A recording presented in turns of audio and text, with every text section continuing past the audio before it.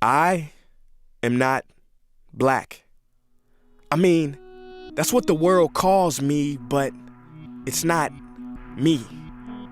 I didn't come out of my mother's womb saying, "Hey everybody, I'm black."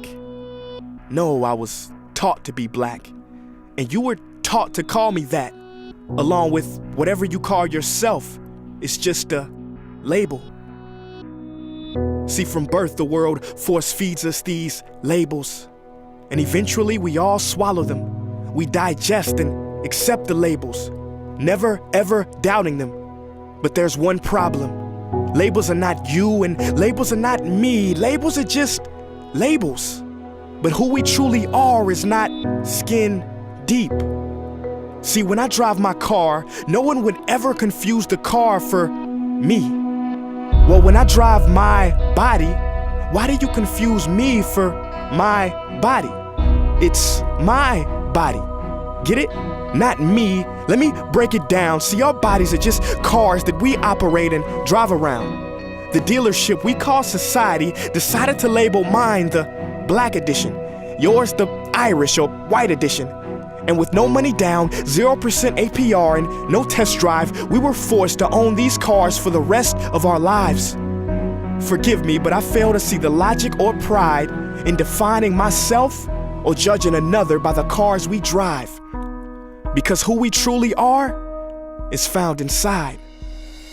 Listen, I'm not here to tell you how science has concluded that genetically we're all mixed and race in the human species doesn't exist, or how every historian knows that race was invented in the 15th century to divide people from each other and it has worked perfectly. No, I'm not here to lecture. I just want to ask one question. Who would you be if the world never gave you a label? Never gave you a box to check? Would you be white, black, Mexican, Asian, Native American, Middle Eastern, Indian? No, we would be one. We would be together. No longer living in the era of calling human beings black people or white people. These labels that will forever blind us from seeing a person for who they are, but instead seeing them through the judgmental, prejudicial, artificial filters of who we think they are. And when you let an artificial label define yourself, then my friend, you have chosen smallness over greatness and minimized yourself, confined and divided yourself from others. And it is an undeniable fact that where there is division, there will be conflict, and conflict starts wars. Therefore, every war has started over labels. It's always us versus them. So the answer to war, racism, sexism, and every other ism is so simple that every politician has missed it. It's the labels. We must rip them off. Isn't it funny how no baby is born racist, yet every baby cries when they hear the cries of another? No matter the gender, culture, or color, proving that deep down we were meant to connect and care for each other.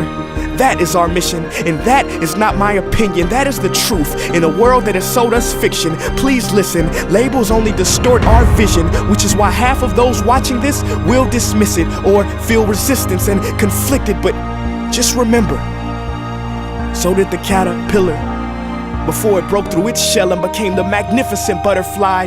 Well, these labels are our shells, and we must do the same thing so we can finally spread our wings. Human beings were not meant to be slapped with labels like groceries and supermarkets. DNA cannot be regulated by the FDA. We were meant to be free, and only until we remove them all and stop living and thinking so small will we be free to see ourselves and each other for who we truly are.